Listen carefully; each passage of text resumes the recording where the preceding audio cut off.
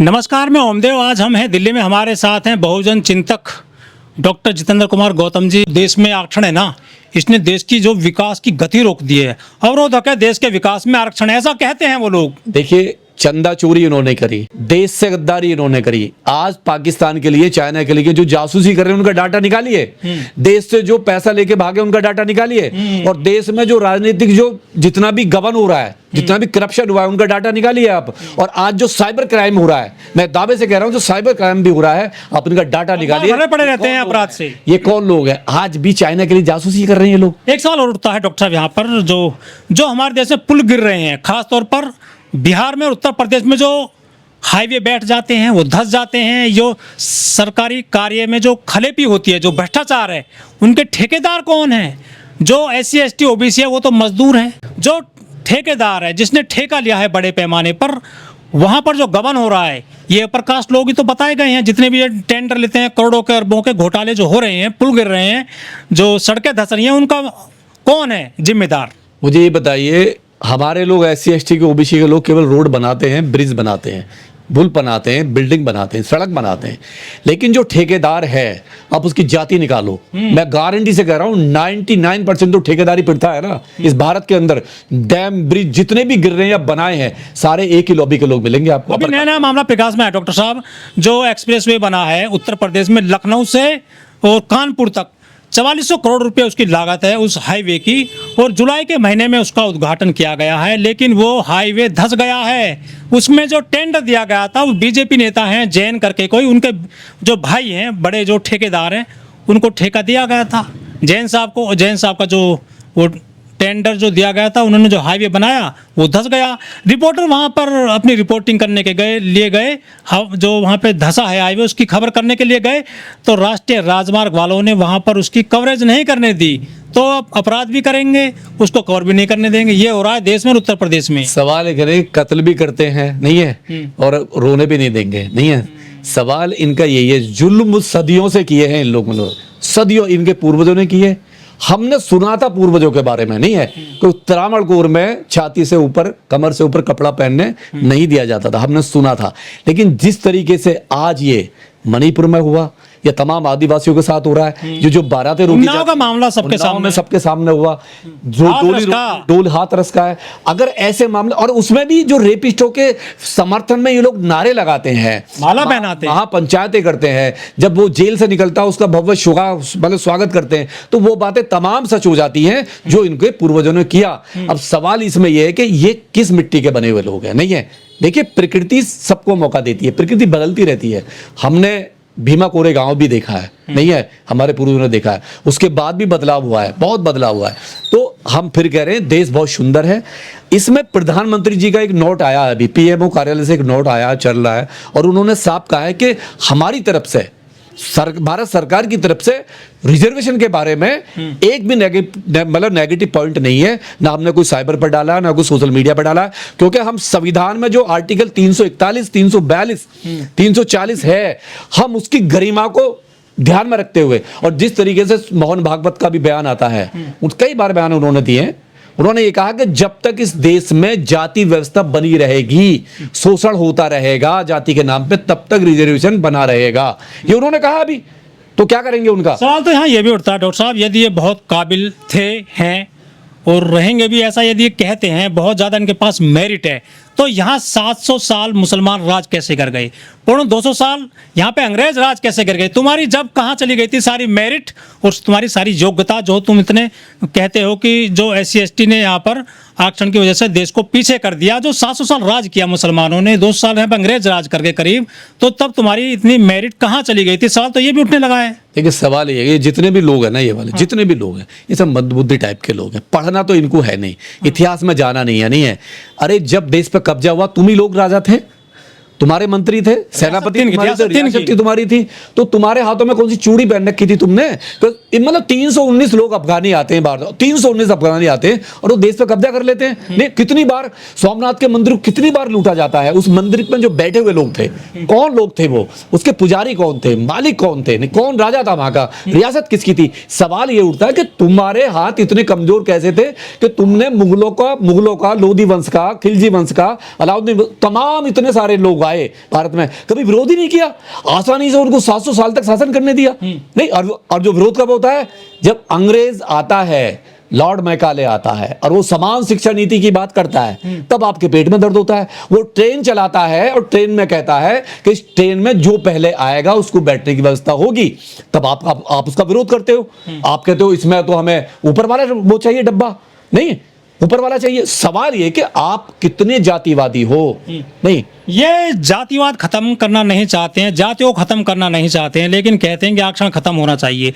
कुछ लोग कह रहे हैं, जो बुद्धिजीवी लोग हैं वो कह रहे हैं कि भाई जब जाति आई तभी आरक्षण आया, जाति आई तभी हमें भेदभाव आया।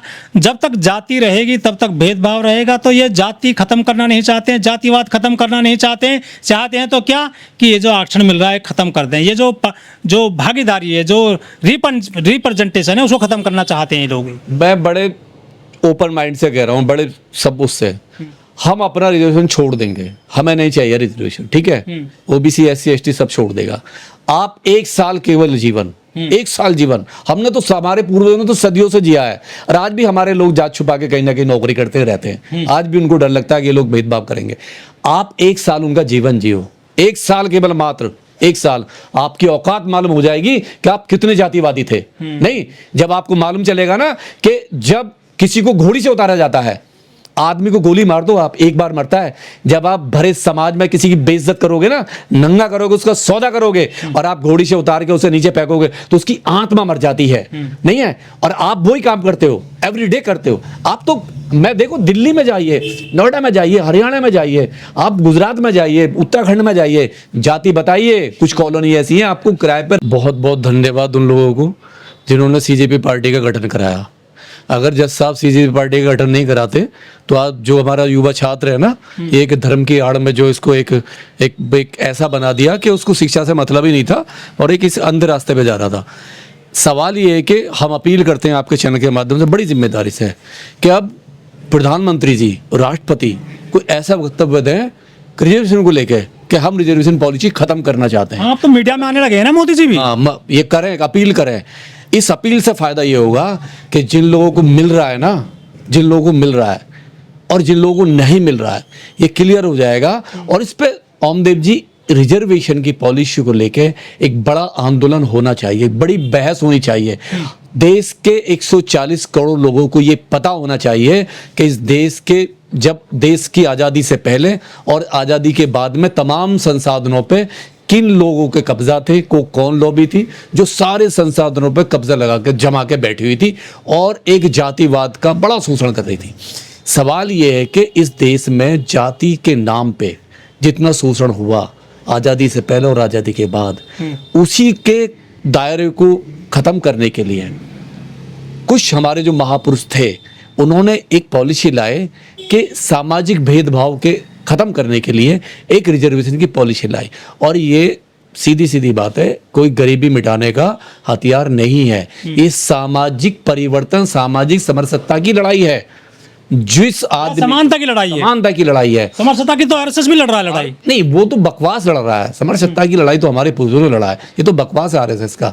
RSS कहता कुछ है, करता कुछ है। सवाल ये है कि अब इस देश में अगर डाटा निकाला जाए, रिजर्वेशन का डाटा निकाला जाए, तो तमाम जो संसाधन है, तमाम संसाधनों पे एक ही वर्ग का कब्जा है, दूसरा वर्ग उसमें कहीं आता ही नहीं है।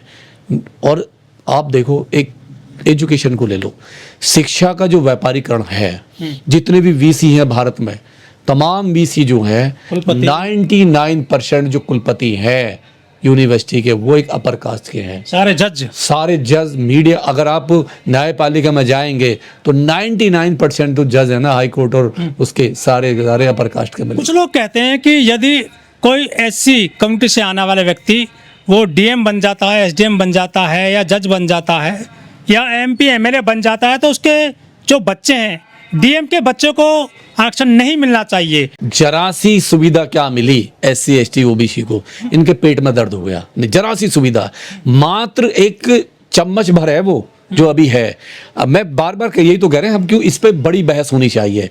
पता होना चाहिए कि जो 15% है ना, ये 85% का हक मार के बैठा हुआ है। लेकिन वो बहस करने की जरूरत नहीं समझते, वो कहते हैं कि आरक्षण हटना ही चाहिए जड़ से। कैसे हटाओगे? आओ तुसी बाहर तो निकलो, कैसे हटाओगे? मैं कह रहा हूं कि आप रोड पे आइए ना, कांग्रेस जनता पार्टी की तरह। हम भी तो देखें, अगर तो बनाए थे वो सोशल मीडिया पर, सोशल मीडिया की कहानी देखिए, अगर 85% ने सोशल मीडिया पर पेज बना दिया ना, तो इनका पेज फट जाएगा, पेज नहीं दिखाई देगा इनका। बड़ी जिम्मेदारी से कह रहा हूं मैं। और अब रही रोड पे, आइए ना, रोड पे आओ ना, आमना सामना करो इनका। अगर 85% कायदे से अपना हक मांगने लगा ना इनसे, सदियों की गुलामी का हिसाब मांगने लगा, अपने संसाधन मांगने लगा, जो मजदूरी गुलामी करी है उसका हिसाब लेने लगा, तो ये देश इनके लिए बहुत छोटा पड़ जाएगा। हम फिर कह रहे कि इस देश को देश रहने दो, बहुत सुंदर देश है। नहीं, आपने पूरी तरीके से हर लॉबी पे, मीडिया में आप हो, 100% कब्जा है वहाँ पे इनका। स्पोर्ट में आप, मेरिटधारी है सारे लोग, सारे मेरिटधारी हैं। उसके बावजूद 157वें नंबर पर आती है हमारे देश की मीडिया। ब्यूरोक्रेसी में आप बैठे हो, नहीं है, ब्यूरोक्रेसी में आप बैठे हो, न्यायपालिका में आप बैठो, कार्यपालिका में आप बैठो, विधायिका में आप बैठे हो। नहीं, तमाम संसाधनों पे अब धार्मिक आरक्षण, हम धार्मिक की बात कर रहे हैं, ये बैठे हैं धार्मिक आरक्षण में हर जगह आप देखिए, जो चंदा चोरी कर लिए मंदिरों में, जो मंदिरों का जो पुजारी है 100% यही है, संघाचार्य 100% यही है, मंदिरों की जो कमेटी है उन कमेटी में 99% यही है। सवाल ये कि आप RSS जो प्रमुख है, जो राष्ट्रीय स्वयंसेवक संघ है 1927 से आज तक, उच्च कोटि का ब्राह्मण ही बन सकता है उसका चीफ। OBC की SC ST की हिम्मत नहीं है जो उसमें दायरे में भी आ जाए। सवाल ये कि तमाम संसाधनों पर आपने कब्जा कर रखा है, धार्मिक आपने छोड़ा, शैक्षिक और स्वास्थ्य में।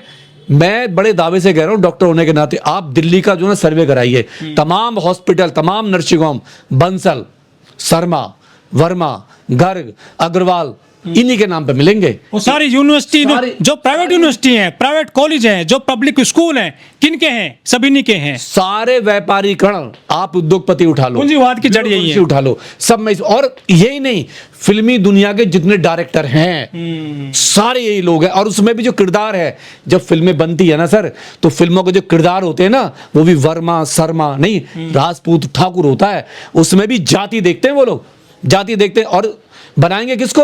विलेन भी अगर बनाएंगे ना, डाकू बनाएंगे, किसी यादव को बनाएंगे, किसी गुज्जर को बनाएंगे, डाकू भी बनाएंगे तो उसकी जाति देख के बनाएंगे। इतना भेदभाव है, जाति के नाम पे सब कुछ हो रहा है। इतने भी डायरेक्टर हैं, प्रोड्यूसर हैं, रिपोर्टर हैं, एंकर हैं, सब अपर कास्ट हैं। क्या वो ज्यादा काबिल हो गए हैं हमारे देश में? क्या दूसरे लोगों को मौका नहीं लेने दिया इन्होंने? ये है कि ये विनाश काले विपरीत बुद्धि नहीं है, ये उन सोए हुए लोगों को जगा रहे हैं, जो सोए हुए हैं ना, आज भी जो सामाजिक न्याय की बात कर रहे हैं, जो इनको माफ करने की बात कर रहे हैं। इन्होंने कितना जुल्म करा, आज भी क्या बारातें हमारी रुकनी बंद हो गई? क्या घोड़ी से उतार के मारना बंद कर दिया? आपको अच्छे कपड़े पहनने पर मार दिया जाता है, जूती अच्छी पहनने पर, मूंछों पर मार दिया जाता है। सवाल ही कि आप इतनी बुराई के बावजूद भी आपके अंदर जो एक गंदगी है, जो जाति की जो गंदगी है, वो तो आपने अपनी दूर नहीं करी। देश को आजाद हुए 76 साल हो गए हैं, लेकिन देश में अभी भी कोई ऐसी समुदाय से आने वाला व्यक्ति प्रधानमंत्री नहीं बना है। वेटिंग में PM थे जगजीवन राम, उनको प्रधानमंत्री को जो है नहीं बनने दिया था। बड़े जो है काफी प्रयास भी किए गए थे। ये सबसे बड़ा जातिवाद है हमारे देश की राजनीति में। ये गवर्नर बना देंगे आपको, राष्ट्रपति बना देंगे आपको, लेकिन नहीं बनाएंगे तो प्रधानमंत्री, पावर वाली कुर्सी आपको नहीं देंगे। आप इतिहास उठा लो, आजादी के आज तक का कितने CM, सरकार किसी की भी रही, कितने CM SC ST मिले हैं, दलित मिले हैं। प्रधानमंत्री को छोड़ दिए, CM तक इन्होंने नहीं बनाया। अरे सेक्रेटरी कितने हैं? आप जो MLC PM जो जितने भी ये हैं सेक्रेटरी, देखिए इनके चीफ सेक्रेटरी कौन है?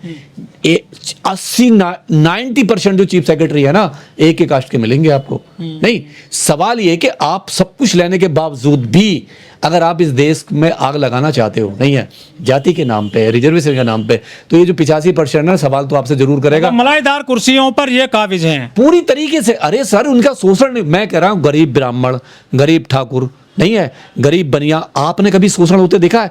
कभी इनकी बारातें रुकते देखी है? नहीं। शोषण होगा तो अमीर DM का जूता फेंका जाएगा सुप्रीम कोर्ट के जज पे। रिंकू सिंह राही हैं, ऐसी समुदाय से आते हैं, जो अफसर हैं उत्तर प्रदेश में।